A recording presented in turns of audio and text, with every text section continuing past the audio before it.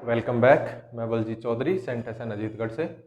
हम 12th class का हमारा चैप्टर पढ़ रहे थे, male and female gametophyte structure and development. उसके अंदर हमने स्टार्ट किया था मेल गैमेटोफाइट। ठीक है, मेल गैमेटोफाइट का जो लास्ट लेक्चर था उसके अंदर हमने एंथर जो था उसका डेवलपमेंट देखा था।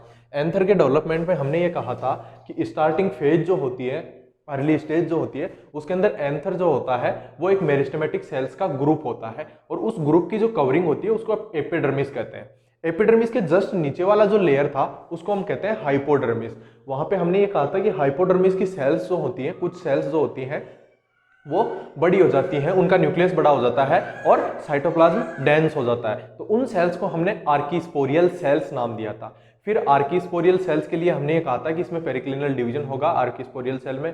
आर्कीस्पोरियल सेल में पेरिक्लिनल डिवीजन होने से क्या बनता है, दो लेयर बन जाती हैं, या सेल्स की दो लेयर बन जाती है, दो सेल्स बन जाती हैं। एक होती है प्राइमरी पेराइटल सेल जो वॉल डेवलप करती है और दूसरी होती है प्राइमरी स्पोरोजिनस सेल जिससे स्पोरोजिनस टिश्यू बनता है। ये स्पोरोजिनस टिश्यू जो होता है वो आगे जाके माइक्रोस्पोर का फॉर्मेशन करता है। ठीक है, तो लास्ट हमने जो देखा था उसके अंदर हमने ये कहा था कि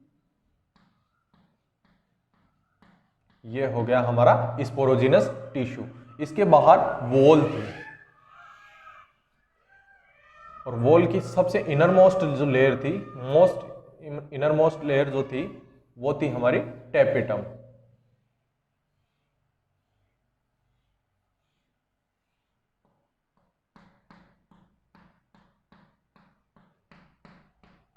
टेपिटम, ठीक है।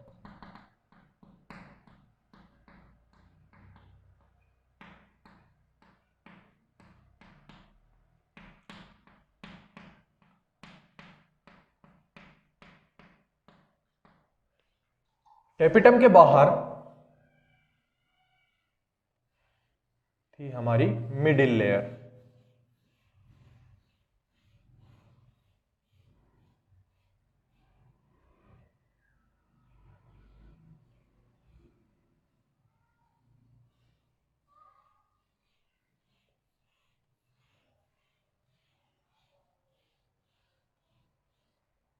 और मिडिल लेयर के बाहर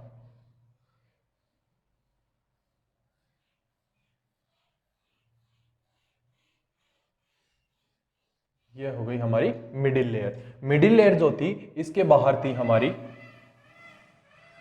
एंडोथीसियम।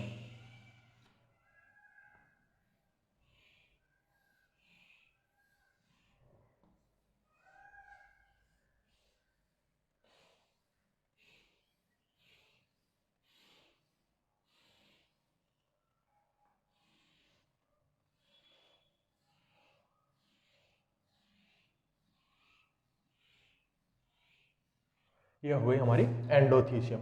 और एंडोथीसियम के बाहर थी हमारी सबसे आउटर मोस्ट लेयर जो थी epidermis.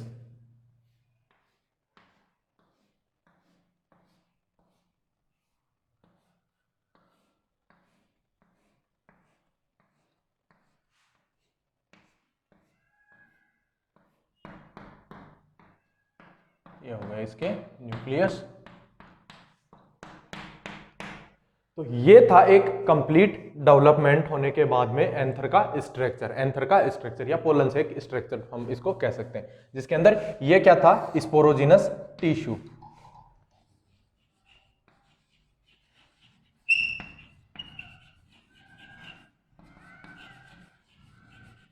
Sporogenous tissue. Sporogenous tissue के बाहर जो लेयर था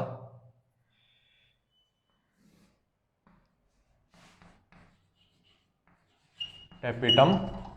टेपिटम के बाहर मिडिल लेयर।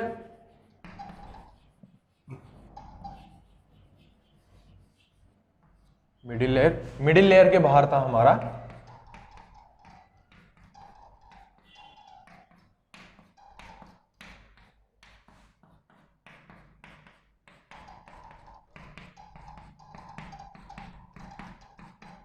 ये जो लेयर थी ये थी हमारी एंडोथीसियम। ये जो लेयर थी वो थी एंडोथीसियम।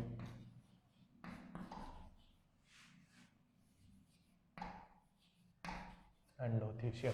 और सबसे आउटर मोस्ट लेयर जो था वो था एपिडर्मिस। एपिडर्मिस। ये था हमारा कंप्लीट डेवलपमेंट के बाद में एंथर का स्ट्रक्चर।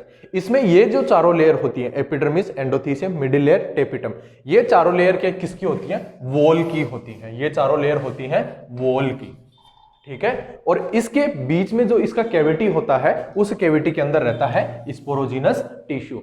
तो एक कंप्लीट एंथर के डेवलपमेंट के बाद में हमारे पास दो चीजें हो गई, एक तो एंथर की वॉल या पोलन सेक की वॉल, और दूसरा हो गया स्पोरोजिनस टिश्यू, ठीक है। तो अब अपन डिस्क्रिप्शन पढ़ेंगे इन सारी सेल्स का, इन जो सारी लेयर्स हैं, चारों लेयर जो है वॉल की, उनका डिस्क्रिप्शन पढ़ेंगे और स्पोरोजिनस टिश्यू का डिस्क्रिप्शन पढ़ेंगे, ठीक है। तो सबसे पहले तो हम ये कहेंगे कि कंप्लीट एंथर का डेवलपमेंट होने के बाद में हमारे पास दो चीजें हो गई, एक तो हो गई वॉल और दूसरा हो गया स्पोरोजिनस टिश्यू। वॉल जो होता है वो इसका फॉर्मेशन किससे होता है? इन चारों लेयर से मिलकर होता है। कौन कौन से? Epidermis, endothecium, middle layer and tapetum. अब अपन सबसे पहले इन चारों के डिस्क्रिप्शन में सबसे पहले स्टार्ट करते हैं एपिडर्मिस के साथ। सबसे पहले स्टार्ट करते हैं एपिडर्मिस के साथ। एपिडर्मिस जो होता है ये आउटर मोस्ट लेयर होता है। एपिडर्मिस जो होता है आउटर मोस्ट लेयर,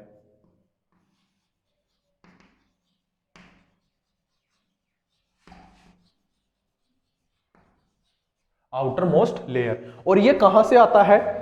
हमने ये कहा था स्टार्टिंग में कि अर्ली स्टेज में एंथर जो होता है वो मेरिस्टेमेटिक सेल्स का ग्रुप होता है, और उस ग्रुप की कवरिंग किससे होती है? एपिडर्मिस से। तो एपिडर्मिस तो हमारा वहीं से आ रहा है। तो एपिडर्मिस जो होगा वो आउटर मोस्ट लेयर हो जाती है। दूसरा, सिंगल लेयर्ड होती है। यहां पर सेल्स की एक ही लेयर होंगी, जितनी भी सेल्स होंगी वो सारी एक लेयर में अरेंज होंगी। तो कैसा हो गया? Single layer.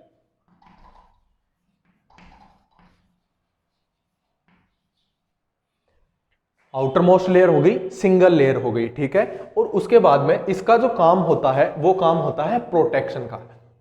एपिडर्मिस का काम क्या होता है? प्रोटेक्शन का। तो इसका फंक्शन लिखेंगे हम,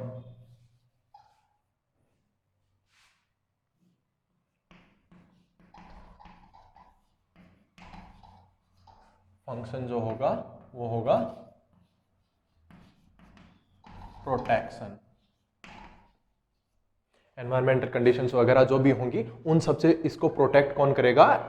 स्पोरोजिनस टिश्यू को प्रोटेक्ट कौन करेगा? स्पोरोजिनस टिश्यू को प्रोटेक्ट करेगा एपिडर्मिस। तो एपिडर्मिस जो होगा हमारा वो हो गया outer most layer, single layer of cells से फॉर्मेशन होगा, found by a single layer of cells. यानी इसके सेल्स जो होंगे वो केवल एक ही लेयर में अरेंज होंगे। हम देख पा रहे हैं कि एक ही लेयर में सारे अरेंज्ड हैं, ठीक है। और इसका फंक्शन क्या होगा? मेन फंक्शन जो होता है वो इसका प्रोटेक्शन का होता है, ठीक है। तो ये हो गया हमारा epidermis which is first layer of wall, ठीक है। तो एक बार इसको डायग्राम के साथ उतारना चाहो तो डायग्राम के साथ उतार लो, या डायग्राम हमने लास्ट लेक्चर में बना लिया था, तो अलग से आप लिख सकते हो कि वॉल जो होती है वो 4 लेयर से बनती है। वॉल कंसिस्ट बाय 4 लेयर्स, और उसमें पहला लेयर है एपिडर्मिस। तो वीडियो को पॉज करके ये लिखो, उसके बाद में आगे वाला लेयर देखते हैं।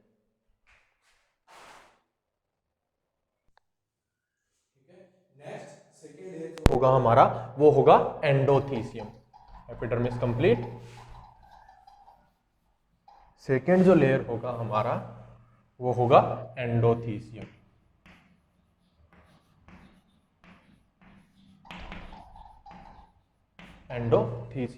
एंडोथीसियम जो होगा वो किसके जस्ट नीचे प्रेजेंट होगा?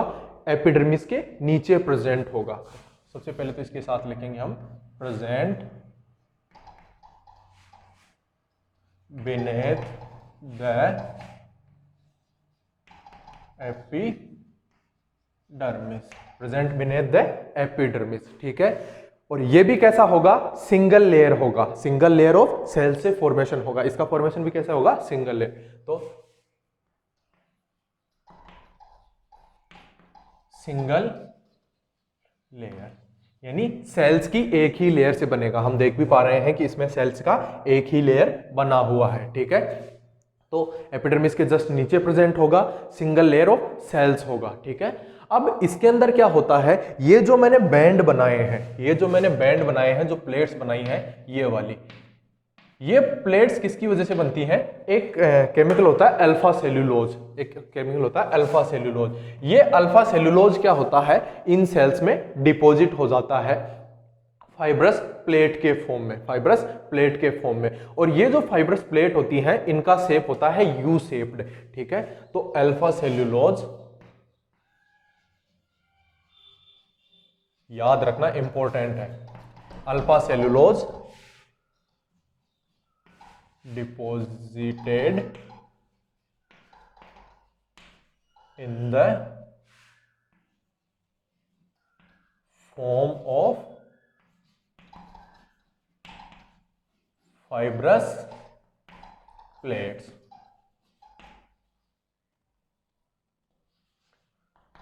फाइब्रस प्लेट के फॉर्म में अल्फा सेल्यूलोज डिपॉजिट हो जाएगा। अल्फा सेल्यूलोज के डिपोजिशन जो होगा वो फाइब्रस प्लेट के फॉर्म में होता है, और ये फाइब्रस प्लेट जो होते हैं वो होते हैं U shaped,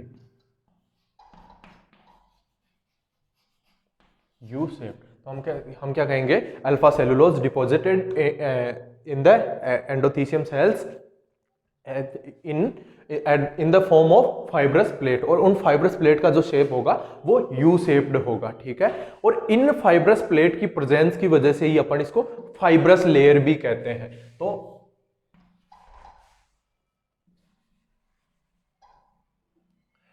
due to these fibrous plate also known as fibrous layer,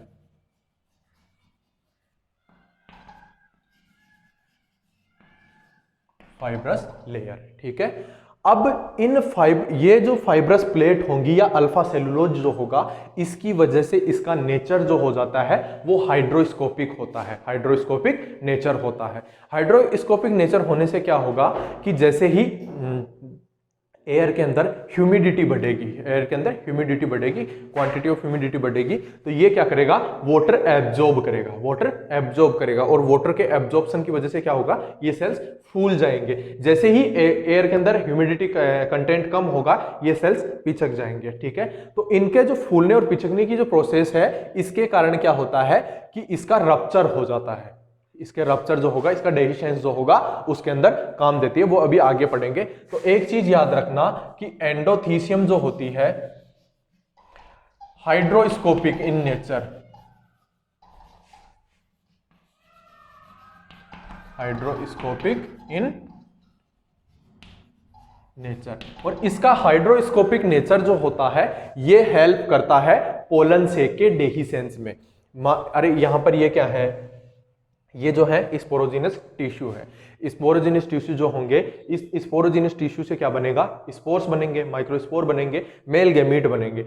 अब ये मेल गैमीट इससे बाहर निकलेगा, और बाहर निकल के उसको कहां तक जाना है, फीमेल गैमीट के पास जाना है, ताकि फर्टिलाइजेशन हो सके। तो इसको बाहर निकलने के लिए क्या जरूरी है कि ये टूटना चाहिए, ये टूटना चाहिए।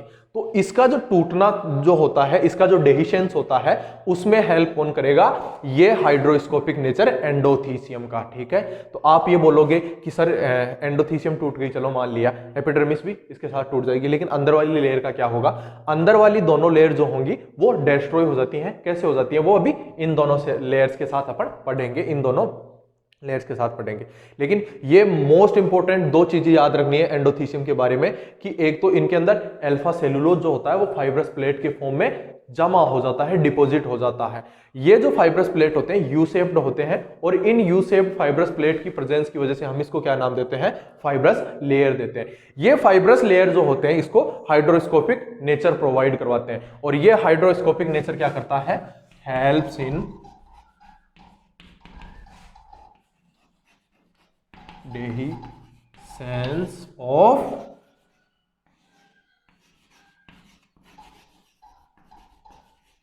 पोलन सेक।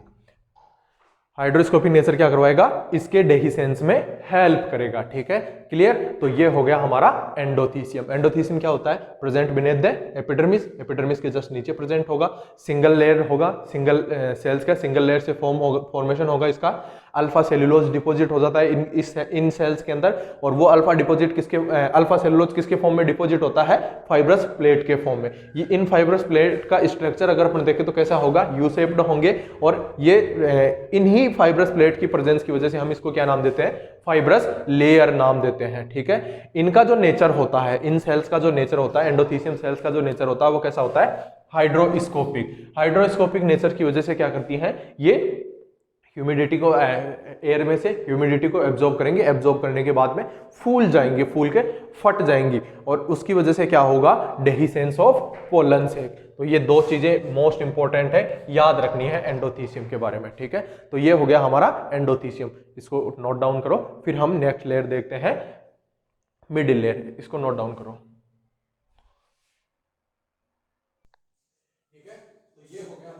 एंडोथीसियम। नेक्स्ट लेयर जो है हमारा वो है मिडिल लेयर।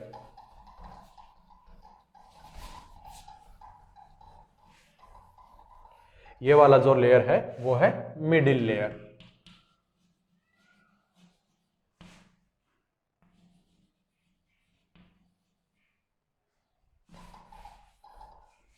मिडिल लेयर जो होता है ये किसके नीचे प्रेजेंट होगा, एंडोथीसियम के नीचे, प्रेजेंट बिनेथ द एंडोथीसियम।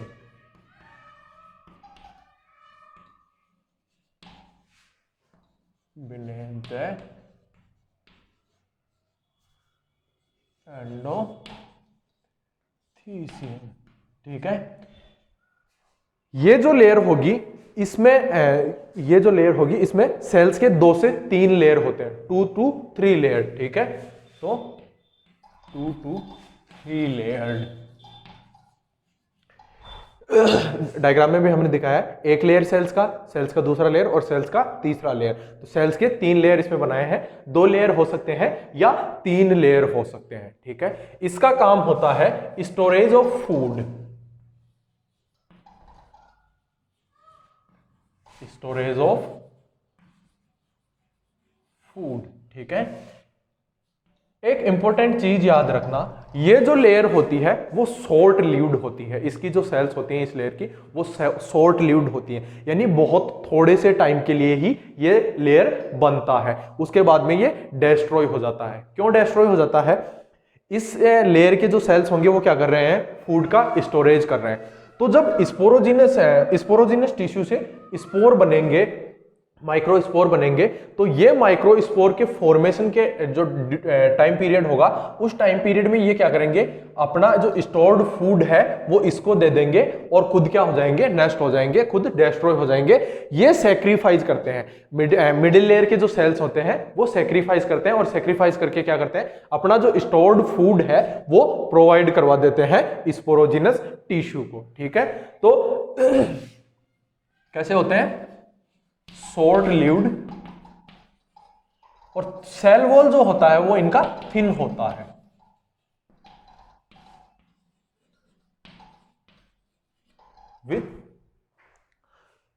तो मिडिल लेयर के बारे में हमें याद रखना है कि प्रेजेंट तो कहां होगा, beneath the endothecium, beneath the endothecium. Cells के कितने लेयर होंगे, 2 से 3 लेयर होंगे, ठीक है। काम क्या होगा, फूड का स्टोरेज, और फूड के स्टोरेज करेगा। और कैसे होते हैं, इसके सेल्स जो होंगे वो शॉर्ट लिव्ड होंगे और उनका सेल वॉल क्या होगा, थिन होगा। शॉर्ट लिव्ड इसलिए होंगे क्योंकि इसका जब डेवलपमेंट हो रहा होगा, इसका जब फॉर्मेशन हो रहा होगा, तो इसके फॉर्मेशन में इसको क्या चाहिए होगा, फूड चाहिए होगा। और वो फूड कहां से आएगा, ये जो मिडिल लेयर के जो सेल्स हैं वो प्रोवाइड करवाएंगे। मेनली इसको न्यूट्रिशन प्रोवाइड करवाने का काम होता है टेपिटम का, लेकिन टेपिटम के साथ साथ मिडिल लेयर्स की जो सेल्स होंगी वो भी क्या करती हैं, अपना स्टोर्ड फूड इसको दे देती हैं, सेक्रीफाइस करती हैं और डिस्ट्रॉय हो जाती हैं। तो कैसा होता है, ये लेयर शॉर्ट लिव्ड होता है और सेल वॉल कैसी होती है, इनकी थिन होती है। तो ये था हमारा मिडिल लेयर, इसके नोट डाउन करो। फिर हम देखते हैं इसका लास्ट लेयर, टेपिटम।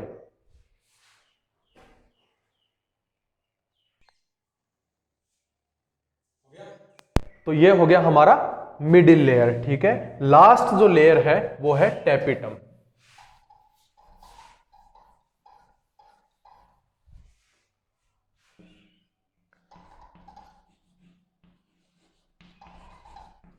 टेपिटम जो होता है वो होता है इनर मोस्ट लेयर। टेपिटम क्या होता है, inner most layer. Inner most layer होता है किसका, पोलन सैक की जो वॉल होती है उसका इनर मोस्ट लेयर होता है, ठीक है। सेल्स यहां पर देखो कितने लेयर है, एक ही लेयर होता है, तो कैसा होगा, सिंगल लेयर्ड।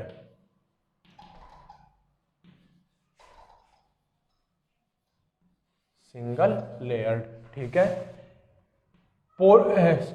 टेपिटम जो होता है, टेपिटम मोस्ट इंपॉर्टेंट लेयर होता है, मोस्ट इंपॉर्टेंट लेयर होता है। अगर अपन इसके स्ट्रक्चर की बात करें और इसके फंक्शन की बात करें तो अपन कहते हैं कि structurally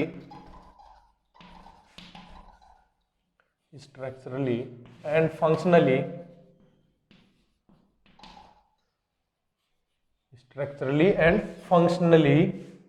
tapetum is most important layer। Inner most layer होता है, सिंगल लेयर्ड होता है, और स्ट्रक्चर और फंक्शनिंग के बेसिस पे अपन देखें तो ये मोस्ट इंपॉर्टेंट लेयर होता है। कैसे होता है वो अभी इसके जब अपन फंक्शंस पढ़ेंगे तब देखेंगे, ठीक है, कि ये मोस्ट इंपॉर्टेंट लेयर कैसे होता है, स्ट्रक्चर के बेसिस पे और फंक्शन के दोनों के बेसिस पे, ठीक है। साइटोप्लाज्म जो होगा वो इसका डेंस होगा, dense cytoplasm.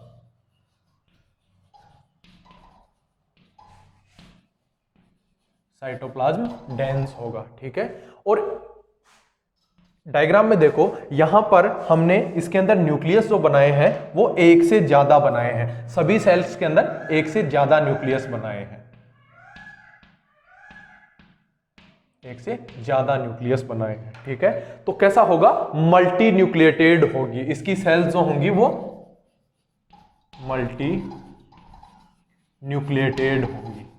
Multi nucleated sales होने की वजह से इसका जो कंडीशंस होगा वो कैसा होगा, पॉलीप्लॉइडी कंडीशन होगा। कैसा कंडीशन होगा, पॉलीप्लॉइडी कंडीशन होगा।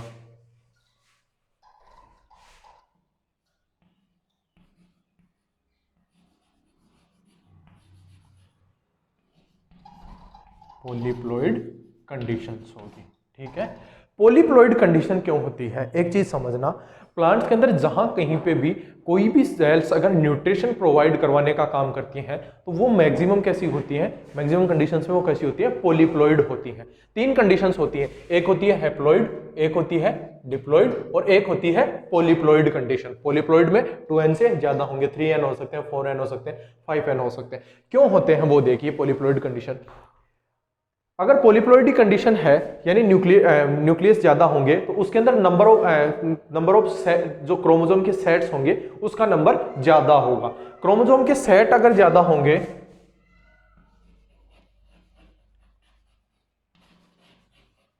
क्रोमोसोम के सेट जो होंगे वो ज्यादा होंगे, ज्यादा क्रोमोसोम के सेट होंगे मींस जीन ज्यादा होंगे, जीन के सेट क्या होंगे, ज्यादा होंगे। जीन के सेट ज्यादा होने की वजह से क्या होगा, प्रोडक्शन ऑफ न्यूट्रिशन,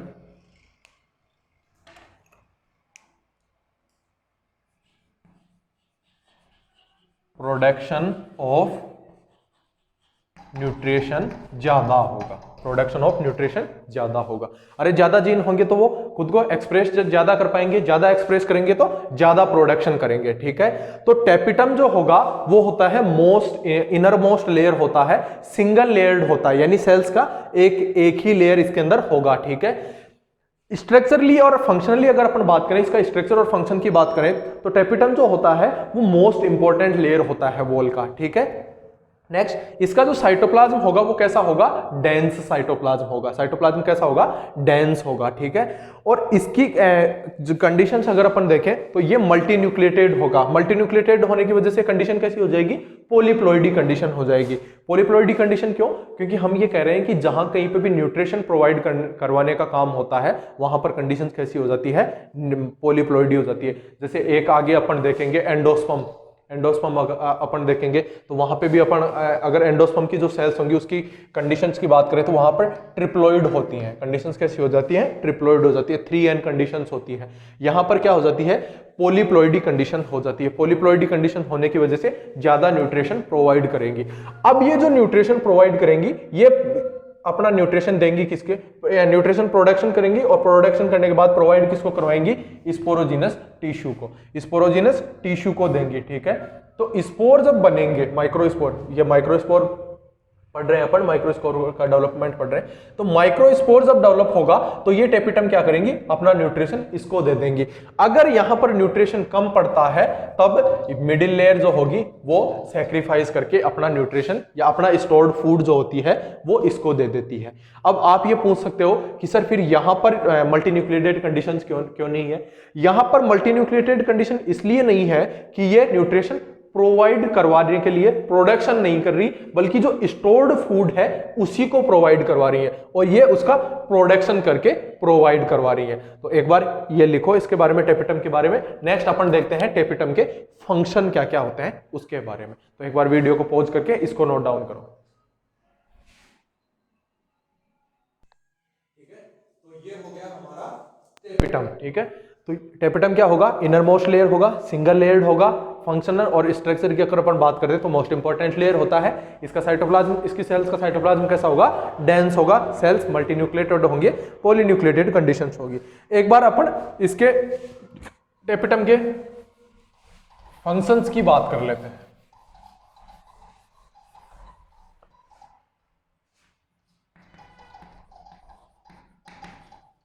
फंक्शंस की अगर अपन बात करें तो मोस्ट इंपॉर्टेंट फंक्शन क्या होता है, न्यूट्रिशन प्रोवाइड करवाता है किसको, जर्मिनेटिंग या डेवलपिंग जो पोलन ग्रेन्स होंगे उनको। तो provide nutrients to developing pollen grain, provide nutrients to developing pollen grain. ठीक है, यानी पोलन ग्रेन्स का जब डेवलपमेंट होगा तो उस टाइम इनको जो न्यूट्रिशन चाहिए होगा वो कौन प्रोवाइड करवाएगा, टेपिटम प्रोवाइड करवाएगा। ठीक है, नेक्स्ट यूबिस बॉडी का फॉर्मेशन।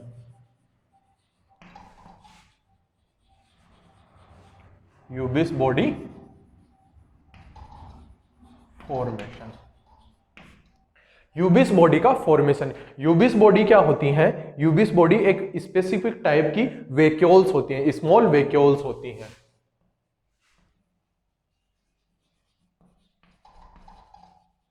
स्मॉल वेक्यूल्स होती हैं। इन स्मॉल ये जो वेक्यूल्स होंगी इनके अंदर एक केमिकल भरा हुआ होता है, उस केमिकल का नाम होता है एक्साइन।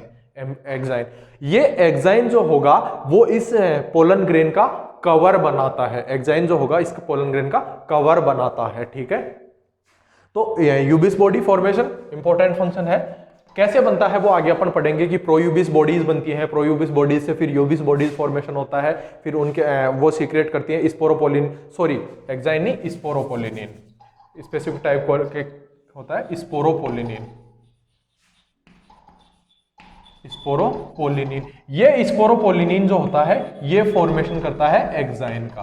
तो एक्साइन जो होता है वो इसका कवर होता है, इसका फॉर्मेशन कौन करता है, स्पोरोपोलिनिन। और ये स्पोरोपोलिनिन जो होगा वो सीक्रेट कहां से होता है, यूबिस बॉडीज से। ठीक है, तो यूबिस बॉडी फॉर्मेशन इसका एक इंपॉर्टेंट फंक्शन हो जाता है। ठीक है, एक ये क्या करता है, पोलन किट का फॉर्मेशन।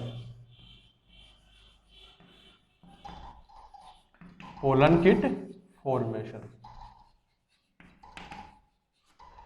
पोलन किट क्या होता है, फैटी एसिड से बनता है, फैट से बनता है। और ये पोलन किट जो होगा वो बनता है उन जिनके अंदर इंसेक्ट से पोलिनेशन होता है, इंसेक्ट पोलिनेटेड जो प्लांट्स होते हैं उनका जो इस माइक्रोस्पोर होता है वहां पर, उनका जो एंथर होता है वहां पर पोलन किट का फॉर्मेशन करता है।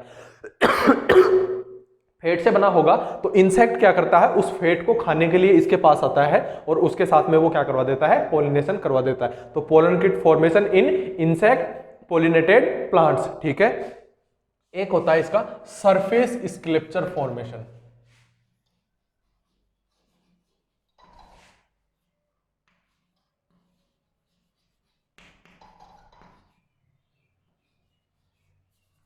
सरफेस स्क्लेप्चर, सरफेस स्केल्पचर क्या होता है, इनका जो पोलन ग्रेन होता है, पोलन ग्रेन्स जो होते हैं उन सब की अगर आउटर जो अपन देखें, उनके जो सरफेस का डिजाइन देखें, वो सरफेस का डिजाइन सबका अलग अलग होता है। वो सरफेस डिजाइन बनाता कौन है, टेपिटम बनाता है, और उस सरफेस डिजाइन को अपन कहते हैं सरफेस स्क्लेप्चर कहते हैं। ठीक है, एक और फंक्शन जो होता है इसका वो होता है केलेज एंजाइम का फॉर्मेशन।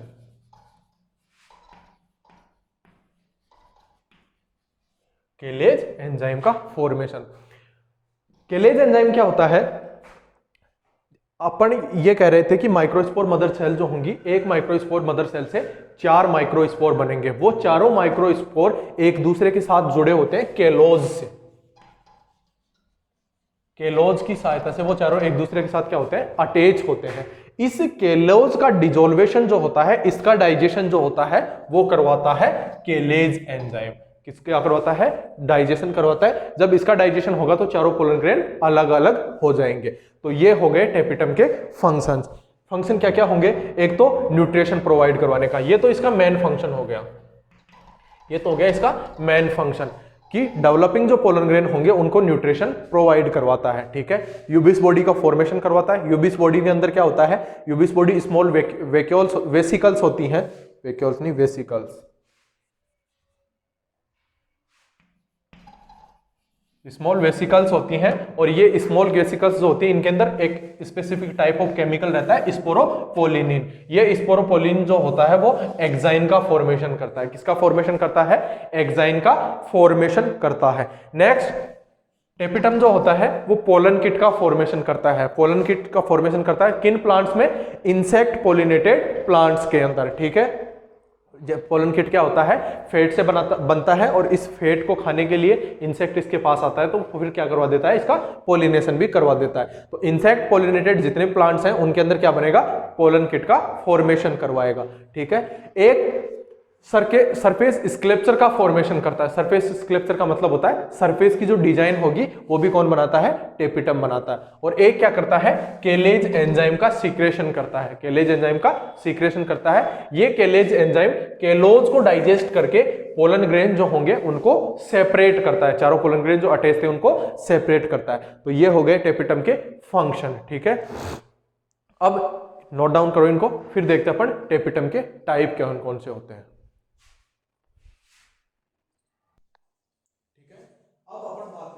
टेपिटम के टाइप की। तो टेपिटम जो होगा वो 2 टाइप का होता है।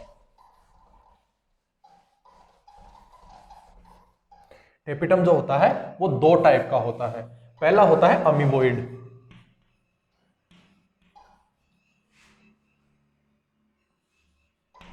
अमीबोइड या इसको बोलते हैं प्लाज्मोइड।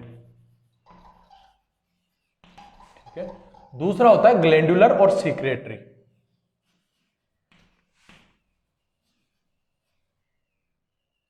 ग्लैंडुलर और सीक्रेटरी।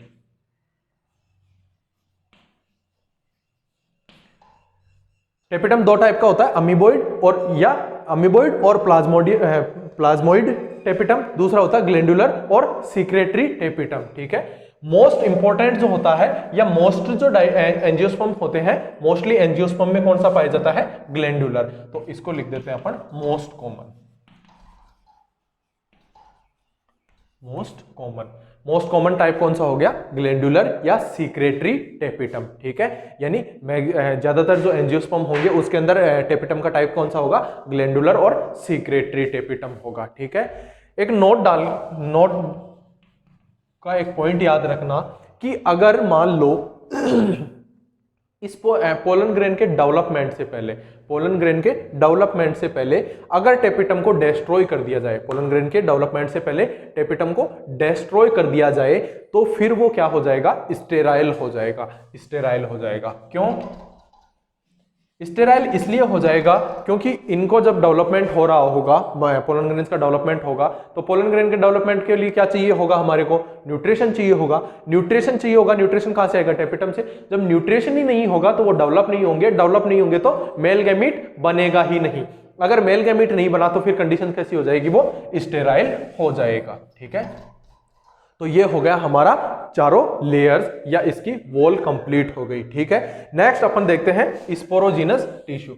वीडियो को पॉज करके इसको नोट डाउन कर लो, फिर देखते हैं अपन स्पोरोजीनस टिश्यू। तो नेक्स्ट अपना है स्पोरोजीनस टिश्यू। स्पोरोजीनस टिश्यू की अगर मैं बात करूं तो स्पोरोजीनस टिश्यू जो होगा इसकी सेल्स होंगी, उनको कहेंगे अपन स्पोरोजीनस सेल्स।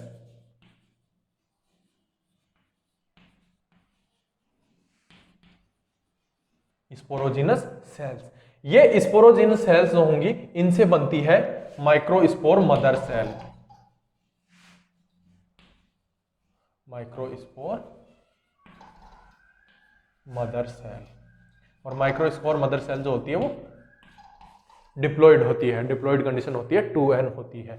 ये माइक्रोस्पोर मदर सेल जो होगी इसमें होगा मियोसिस। इसमें क्या होता है? मियोसिस। और मियोसिस से क्या बनेंगे? माइक्रोस्पोर बनेंगे। माइक्रोस्पोर बनेंगे या पोलन ग्रेन्स बनेंगे। पोलन ग्रेन्स बनेंगे। ये पोलन ग्रेन जो होंगे वो कैसे होंगे? हैप्लॉइड कंडीशंस में होंगे। कैसे होंगे? हैप्लॉइड कंडीशंस में। तो स्पोरोजिनस टिश्यू की जो सेल्स होंगी स्पोरोजिनस सेल्स, इन स्पोरोजिनस सेल से बनेंगी माइक्रोस्पोर मदर सेल। और माइक्रोस्पोर मदर सेल्स में मियोसिस होने से क्या बनेगा? माइक्रोस्पोर या पोलन ग्रेन का फॉर्मेशन होगा। तो माइक्रोस्पोर मदर सेल जो होगी वो होगी डिप्लॉइड कंडीशन में, और माइक्रोस्पोर जो होंगे वो होंगे हैप्लॉइड कंडीशन में। ठीक है, माइक्रोस्पोर मदर सेल, और इससे बन गया माइक्रोस्पोर या पोलन ग्रेन बन जाएंगे। अब एक माइक्रोस्पोर मदर सेल जो होती है उससे 4 पोलन ग्रेन बनते हैं। एक माइक्रोस्पोर मदर सेल से कितने बनेंगे? 4 बनेंगे। 1 से 4 बनते हैं। ये चारों जो होते हैं वो कैलोज से अटैच होते हैं, और इसी कैलोज को डाइजेस्ट करने के लिए या इसको डिसोल्व करने के लिए क्या होता है? केलेज एंजाइम होता है जो सीक्रेट कौन करता है? टेपिटम। अभी उसके फंक्शन में हमने देखा था। तो स्पोरोजिनस टिश्यू जो होगा इसकी सेल्स जो होंगी स्पोरोजिनस सेल्स होंगी। स्पोरोजिनस सेल्स से क्या बनेंगी? माइक्रोस्पोर मदर सेल होंगी, डिप्लॉइड कंडीशन होगी। एक माइक्रोस्पोर मदर सेल्स में मियोसिस होने से 4 माइक्रोस्पोर या पोलन ग्रेन का फॉर्मेशन होगा। और ये पोलन ग्रेन कैसे होंगे? हैप्लॉइड कंडीशंस में होंगे। ठीक है, तो एक बार अगर अपन इसका फाइनल डायग्राम देखें,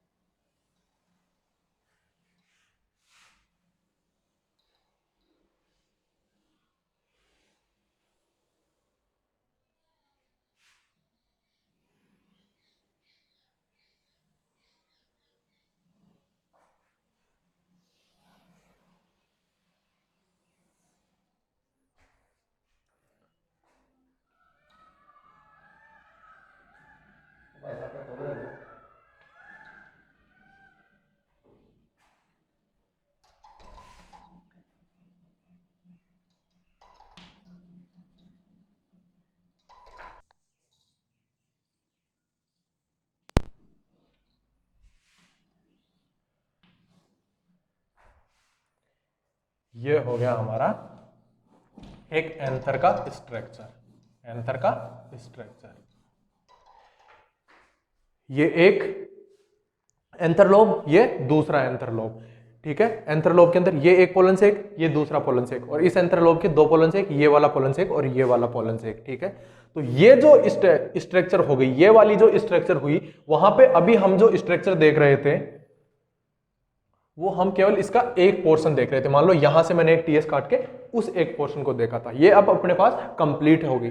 ठीक है, तो कंप्लीट हो गई, तो ये चारों लेयर तो किसकी हो गई? वॉल की लेयर हो गई, वॉल की। तो सबसे बाहर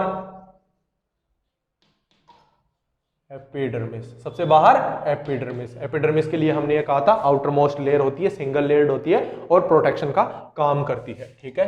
एपिडर्मिस के बाद में कौन सी थी? एंडोथीसियम। एंडोथीसियम के लिए हमने ये कहा था present beneath the epidermis, single layered होती है और इसके अंदर क्या प्रेजेंट थे? याद करो, फाइब्रस प्लेट्स प्रेजेंट थे, जिसकी वजह से इसको अपन ने फाइब्रस लेयर कहा था। और उन्हीं फाइब्रस प्लेट की वजह से ये क्या कर पाता है? हाइड्रोस्कोपिक नेचर का हो जाता है और इसके डेहिसेंस में हेल्प करता है। इसके नीचे था अपना मिडिल लेयर, इसके नीचे था अपना मिडिल लेयर। मिडिल लेयर जो था उसके लिए हमने ये कहा था कि इसके 3 से 4 लेयर होते हैं, सॉरी 2 से 3 लेयर होते हैं और 2 से 3 लेयर होते हैं और साथ में क्या होता है? ये क्या करता है? इस फूड का स्टोर करता है। एंडोथीसियम के जस्ट नीचे प्रेजेंट होता है और ये शॉर्ट लिव्ड होते हैं इसके सेल्स। क्यों? क्योंकि ये अपना स्टोर्ड फूड जो होता है वो इस pollen grain, developing pollen grain को प्रोवाइड करवा देते हैं, खुद सेक्रीफाइस करके डिसॉल्व हो जाते हैं, डिस्ट्रॉय हो जाते हैं, ठीक है। उसके बाद में जो था वो था हमारा सबसे इंपॉर्टेंट लेयर जो था टेपिटम। टेपिटम के लिए हमने ये कहा था कि इनर मोस्ट लेयर होता है, सिंगल लेयर्ड होता है सेल्स का। उसके बाद में कहा था कि स्ट्रक्चर और फंक्शन की बेसिस पे अगर अपन देखें तो मोस्ट इंपॉर्टेंट लेयर होता है। और उसके बाद में हमने ये कहा था कि इसका साइटोप्लाज्म जो होगा डेंस होगा, इसके जो कंडीशंस होगी या इसकी जो सेल्स होंगी वो मल्टीन्यूक्लिएटेड होंगी, पॉलीप्लॉइडी कंडीशन होंगी। पॉलीप्लॉइडी कंडीशन से होने से क्या करते हैं? ज्यादा न्यूट्रिशन प्रोडक्शन कर पाते हैं, ठीक है।